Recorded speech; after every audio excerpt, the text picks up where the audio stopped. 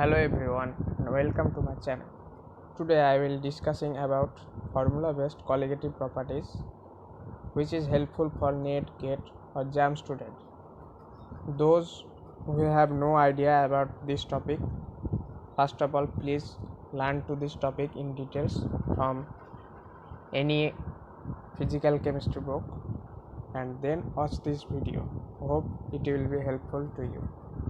Okay, let's start about this topic. First of all, I am discussing about this topic only formula based. So please note down whatever I write or show you about this topic. Okay.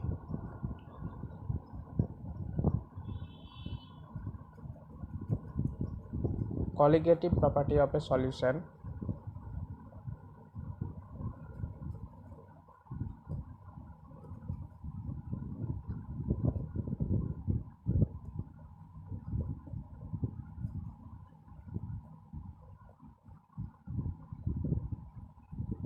depends only on the number of solid particles present on the system.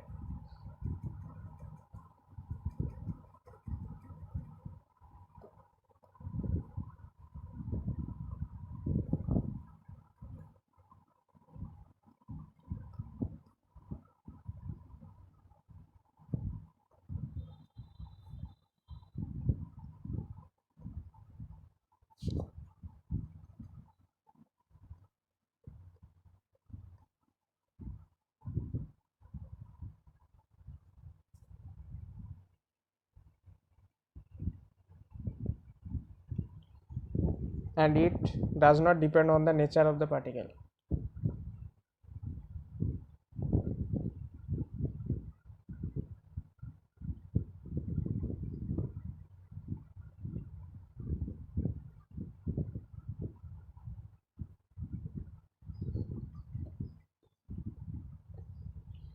Now there are four types of colligative properties. Number one, lowering of vapor pressure.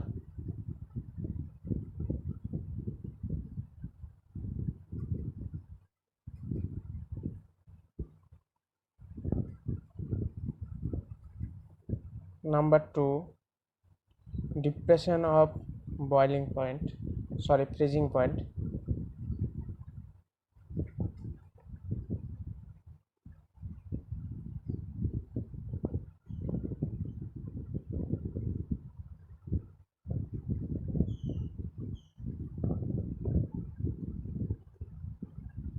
Number three, elevation of boiling point.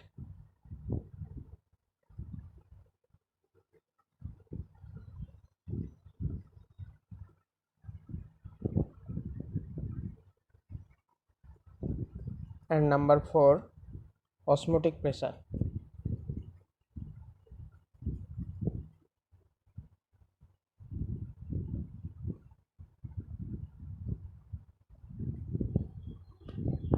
Above them, lowering of vapor pressure depends only on mole fraction.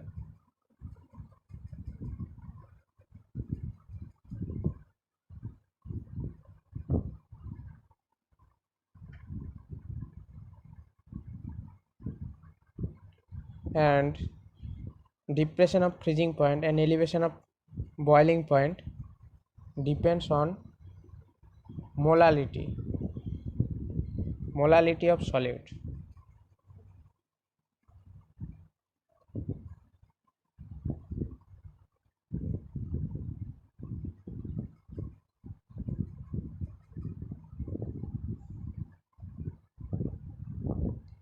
And osmotic pressure is depends on molarity of solute.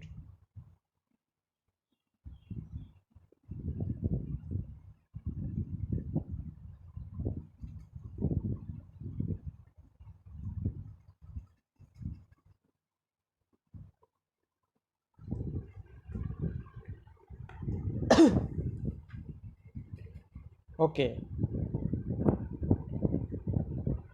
now Okay, now the phenomenon leads to arise the following four colligative properties. The addition of a solid particle at constant temperature or pressure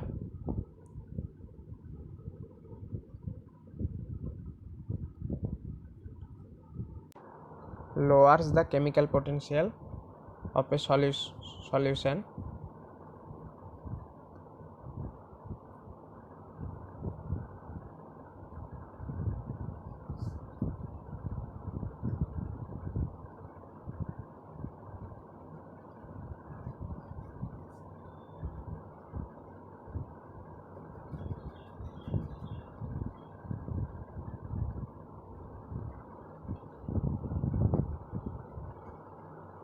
Which is represented by mu A below the chemical potential of the pure solvent.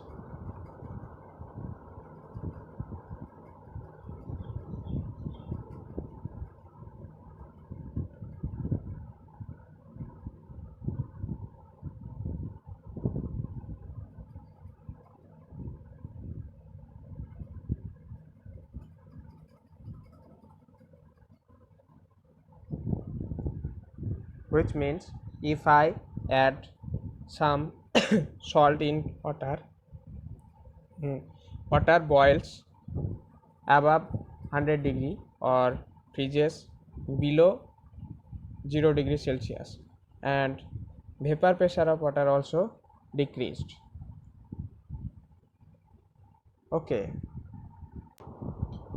relation between mole fraction and molarity.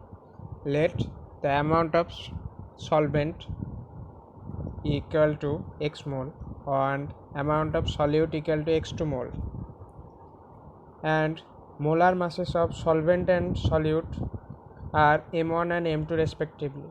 Then total mass of the solution will be x1 m1 plus x2 m2.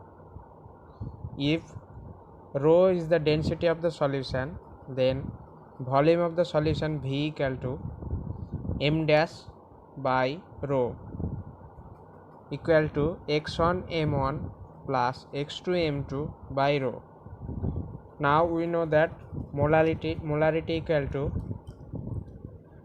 number of solute by volume, that is x2 by V equal to x2 rho by x1 m1 plus x2 m2. If we assume that for a very dilute solution x1 tends to 1 and x2 is very less than 1, then x1 m1 plus x2 m2 almost equal to m1. Hence molarity of the solution becomes m equal to x2 rho by m1, that is molarity varies as x2.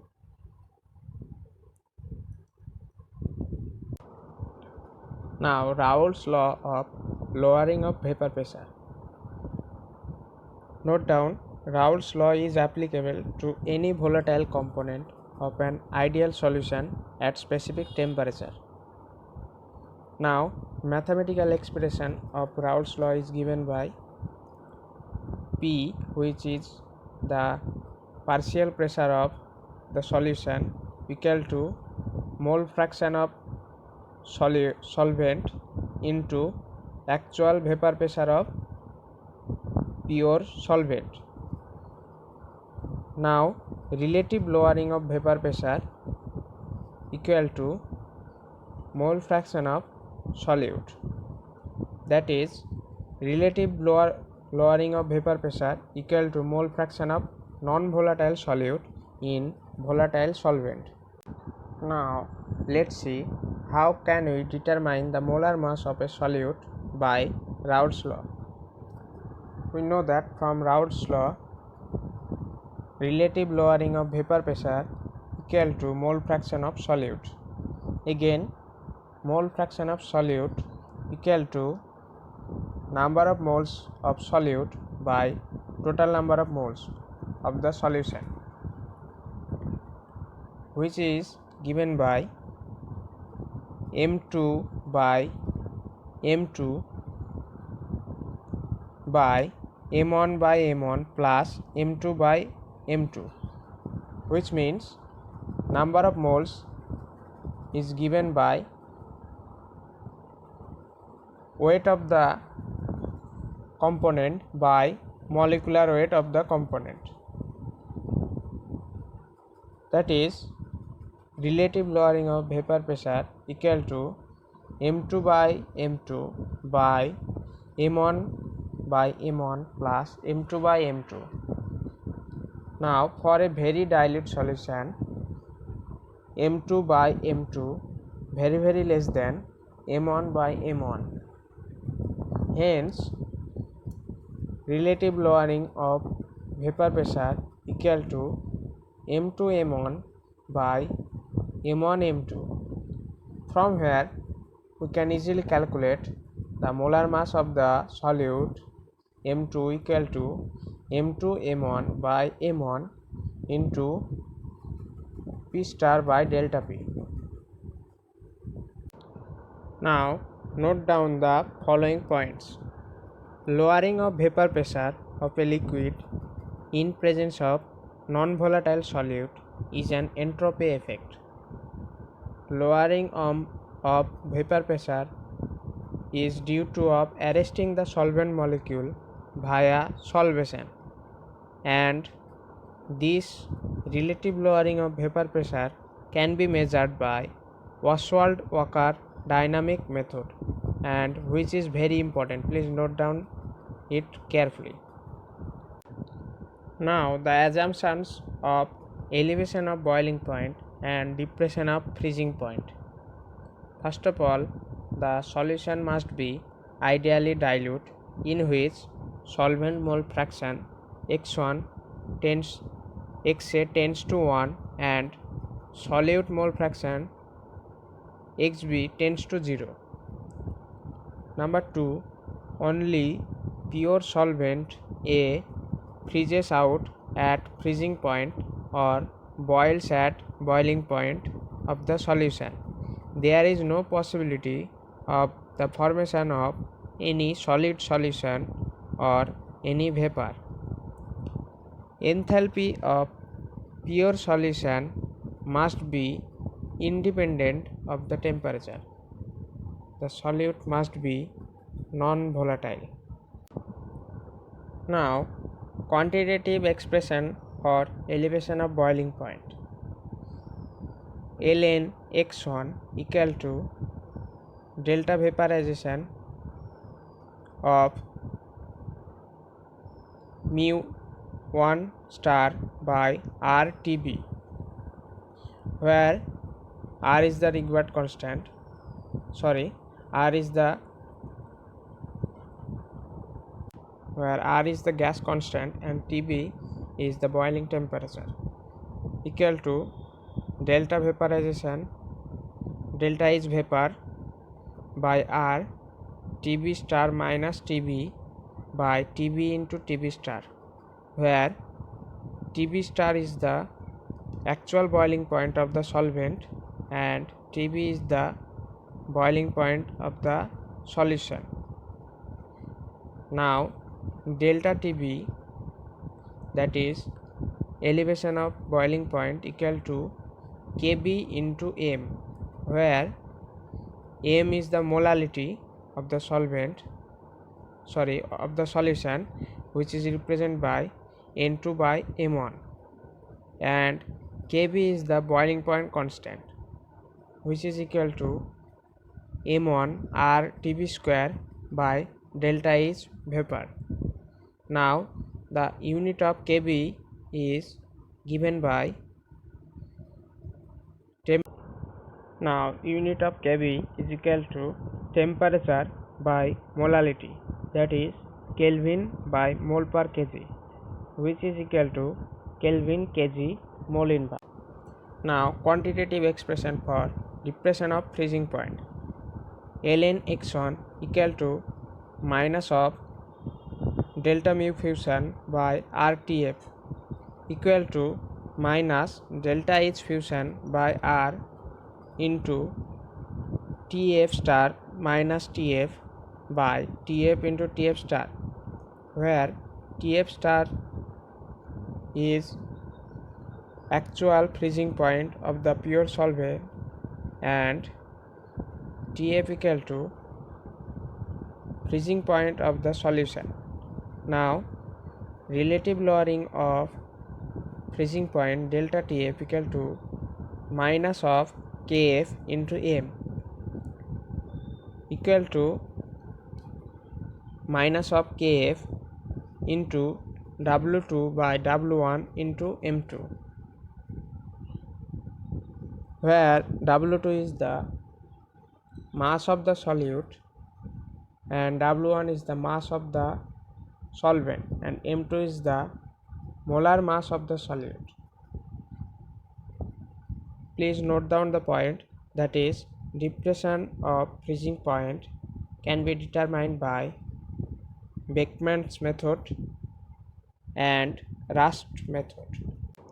Now, when instead of depression we get elevation of freezing point. Case 1, when solute is insoluble in solid solvent, that is delta TF is negative, then we get depression of freezing point. And when solute is soluble in solid solvent and the solubility in solid solvent is greater than that of liquid solvent, then we get elevation of freezing point. Now, what is osmosis?